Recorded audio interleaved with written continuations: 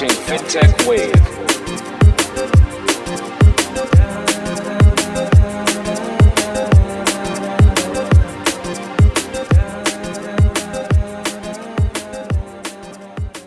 What's up, everybody? This is Ken from Fintech Wave. I hope you're well. I'm back with another video, and this video is called CRYPTRONIC. And what I'm going to be talking about is human readable IDs. And they are basically exactly what they sound like. In cryptocurrency, a lot of the addresses for these crypto wallets are long and complicated.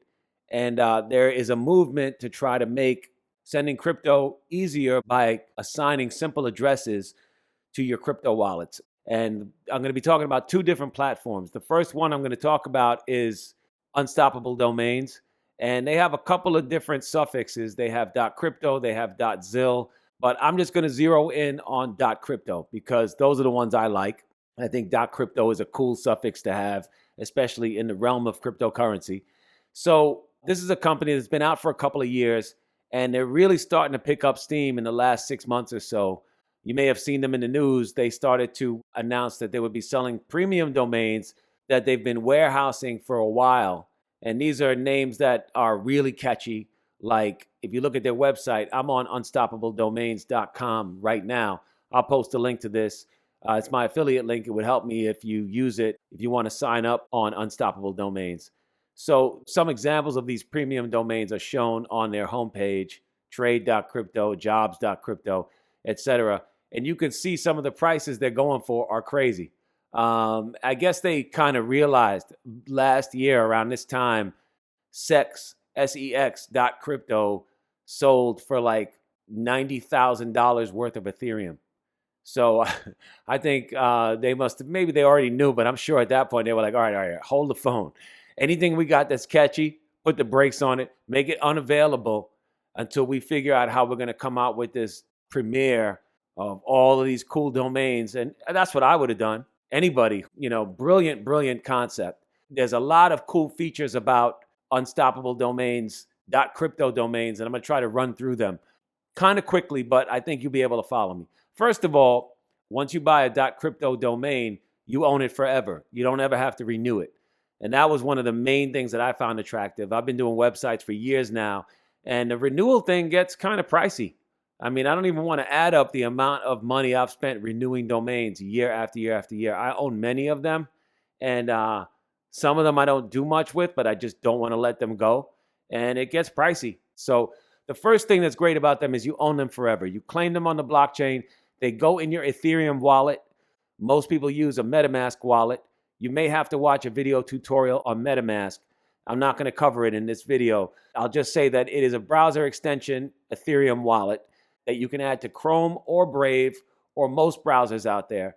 Safari probably also. I don't use Safari that much. So you use a MetaMask wallet, your .crypto domain, your Unstoppable domain goes in your MetaMask wallet as an NFT. I believe it's an ERC-721 token, and you hold it in your wallet. That leads me to some of the different things you can do with the Unstoppable domain. First step is to buy it. Next step is to claim it. Once you claim it by doing a blockchain transaction and approving it with your MetaMask wallet, right, which will pop open automatically when you go through the claim steps. At that point, you've claimed it. Now it's on the blockchain, registered to your MetaMask wallet. Now you can do one of a few things with it. Let's say you bought Mr. Jones.crypto, right? There's a couple of things you can do with this .crypto domain that are really cool. You can hold it, just like maybe you just want to hold it and not use it. It's a collectible. It's an NFT. You might be like, well, you know what? Mr. Jones.crypto, that could be worse. There's a lot of Mr. Joneses out there. Maybe I can resell this in a couple of years for like 10 times what I paid for it or something. That's one thing you can do. Another thing you can do is you can alias it to your website. Like you might have a website, mrjones.com. And there's a part on the account where you can tell Unstoppable Domains to redirect it to mrjones.com. So you can use it as a redirect, which is something that's just like holding it. You're not putting it up for sale. You're just saying, well, I own it. I've claimed it on the blockchain, so I can use it now. So let me just use it for this. So I'm making people aware that I have mrjones.com, and I'm also crypto savvy enough to have mrjones.crypto. But the best part is, another thing you can do is this. When you go in My Domains and you've claimed one, there's a button that says Manage It. And you click on the Manage button, and this page pops open. And all of these different tabs up here are the different things you can do. So the first tab on the left is the Crypto tab. And that allows you to enter a Bitcoin address, Ethereum, Litecoin, XRP, or ZIL. ZIL is another crypto. They also sell .zil domains, but I'm not going to be talking about them. So you can receive crypto in any of these forms by giving out your .crypto domain. Instead of having to tell somebody, yeah, send me Bitcoin to this, right? This complicated cryptographic address, you can just say your name.crypto. It's a lot easier, right? Human readable. This is human readable, yeah, but not technically, it's not considered human readable. That's cryptographic. That's not something that's conducive to the growth and acceptance of sending and receiving mobile payments in a fast and easy way. The human readable movement is about simplifying these long, complicated addresses.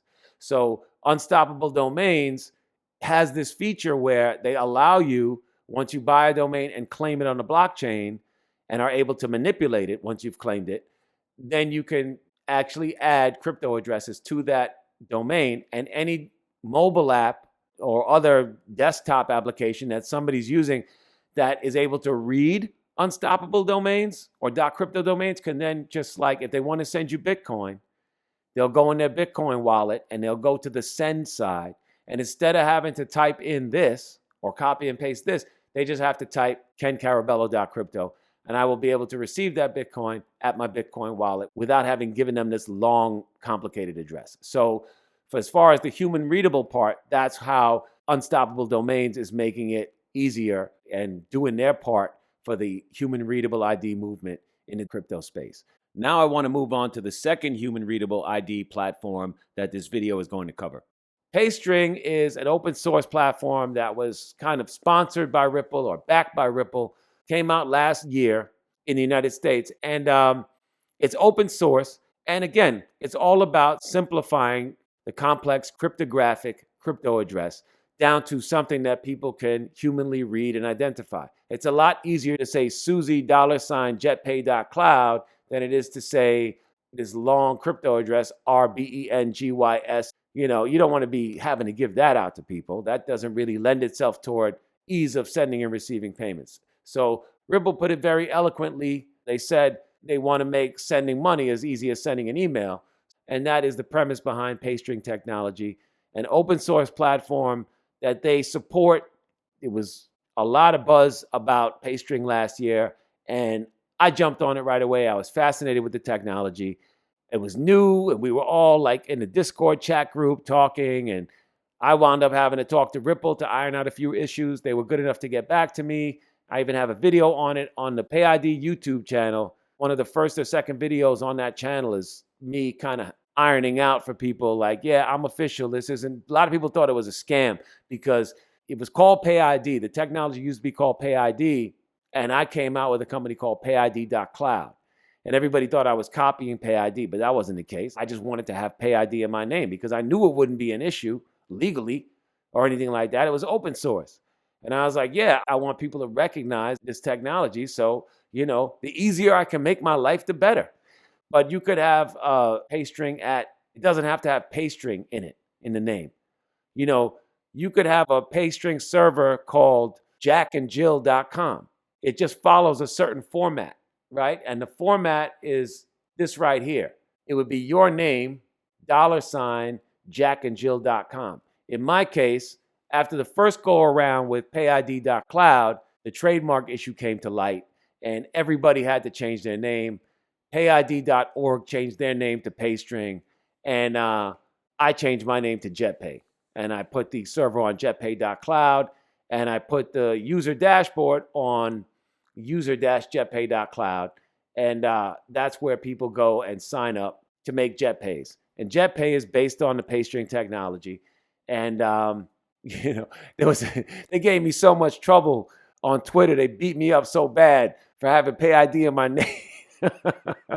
They put me through changes, man. And so just for spite, Just for spite, when I changed over to JetPay.cloud, I bought Paystring.cloud, and I was gonna, I was gonna be like, yeah, okay. First it was PayID.cloud. Now just to be a son of a gun, I'm gonna make it Paystring.cloud. But I was like, nah, I still own it though. I own Paystring.cloud, but I was like, that was one nightmare too many, man. People I didn't even know were throwing rocks.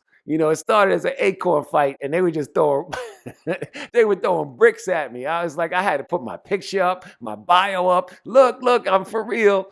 Shout out to Mickey B. Fresh. He backed me up, you know what I mean? And eventually, people fell in and they realized it was open source technology. I had to make a whole video breaking it down. But anyway, Paystring is another human readable ID platform, part of the push to make these cryptographic wallet addresses easier for people to read and utilize. And it's open source technology. Anybody can open a Paystring server if they know how to code it right and maintain it. And it does cost money to maintain, especially like you're going to probably host it in the cloud. And cloud companies want their monthly payment, So what I did was, at first I had it where it was $9.99 for two of them when I was doing PayID. And then when I swung it over to JetPay after having had the server up for like 6 months or 5 months or whatever it was, and everybody was getting the hang of things, I was like, okay, well, that was an introductory offer. I raised the price a little bit, and not much though. It's $14.99 for two JetPays right now, which comes out to about 2 cents a day, and it's only for XRP. So instead of having to give somebody this long, complicated XRP wallet like this one here, instead of having to give somebody that, you just give them your name, SwipeJetPay.cloud, and what you do is you make that on this platform.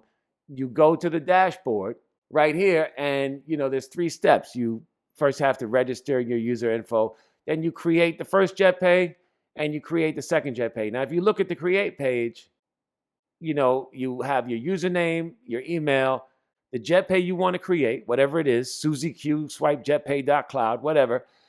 You make sure you copy and paste your XRP wallet address. And then for sure, if the wallet has a destination tag, like if it's a wallet that's sitting on an exchange, you have to put that in this box before you create this JetPay. And when you do all of that, it will get created. And then there's one more step you have to, in order to be able to use it, you have to activate it. And then if you want to use JetPay and you have any questions, there are plenty of videos between PayID.cloud's channel and JetPay's channel, both of which are on my YouTube channel, Fintech Wave, right here at the bottom. PayID.cloud, that's the YouTube channel for PayID.cloud, and JetPay, right? Either one of those. You can browse the videos, and they walk you through all the steps on how to create JetPays, activate them, and also test them. So before you really put them into production, instead of telling somebody, send me 1,000 XRP to this brand new JetPay I created, which will work if you did it properly. But listen, people make mistakes. So I always say, don't send 1,000 XRP, send 1 XRP, right? So if heaven forbid you made a mistake, right now XRP is trading at what, $1.57? That's all you would lose, okay? And, in our terms of service, we say, that's all on you because I know it works, all right? I check it all the time. If you go to JetPay's Twitter page, there is zero doubt SwipeJetPay.cloud, and I can go to Paystring Validator right here, and I have, well, that's Fintech Wave SwipeJetPay.cloud. That's also scoring 100%. All right. That's got, if you look right here, that's got a crypto address and a destination tag associated with it. And I know it works because I've tested it. All right. And then also I can do the one on JetPay's homepage, and it will also come back 100%. There it is. No errors. All right. And there, right there, you see zero doubt swipe. This is the most important field right here. Tells you everything you need to know. You can double check and make sure you got the spelling right. Because once you make this JetPay, that's it. All the information that you need is baked into it. So you want to make sure you look it over and everything is everything before you start telling people, send me XRP to zero doubt SwipeJetPay.cloud, right? You want to make sure that the wallet address is 100% correct. The destination tag is right, if there is one. In this case, this wallet is on an exchange, so I need one, right? And naturally, you want to make sure that there's no typos in the name, right? It's the name that you want it to spell, but that probably wouldn't be the case once you get to this stage. So this is one of the fail safes I give people, because I, not only tell you how to make them and create them, I also tell you how to check and double check to make sure everything is working properly so you don't have problems. That's the thing. And so far, I haven't had any issues. And really, the technology is designed to prevent that. It's not just some risky thing. It's like if you follow directions and do this properly, not only will you be successful, but instead of having to give out this wallet address and this destination tag, because in the case of this wallet, if I were to give somebody just this wallet and not this destination tag, that's a Coinbase wallet, and I would not get my XRP. So what this JetPay allows me to do is consolidate that information into one phrase that is easy to remember and it's human readable, and that's the whole point. All right, so those two technologies, .crypto domains and JetPay, those are two key human readable technologies that are out right now that really help us in our effort to make sending money as easy as sending an email. And that's where crypto is going. It's going to be all mobile devices, and people are going to be using human readable technology to send money back and forth. And once we get past these regulations and the United States dragging their feet, the sun will come out and these technologies will come to the front again. The last thing I want to talk about is the implications of human readable IDs and where crypto is going from a government standpoint, from a all-seeing eye standpoint. And that's really the science behind the feature image for this week's video. It's like, look, no matter what you do with crypto and blockchain, or no matter how secret you think it is, just realize Big Brother is always watching. I'm going to leave it right there.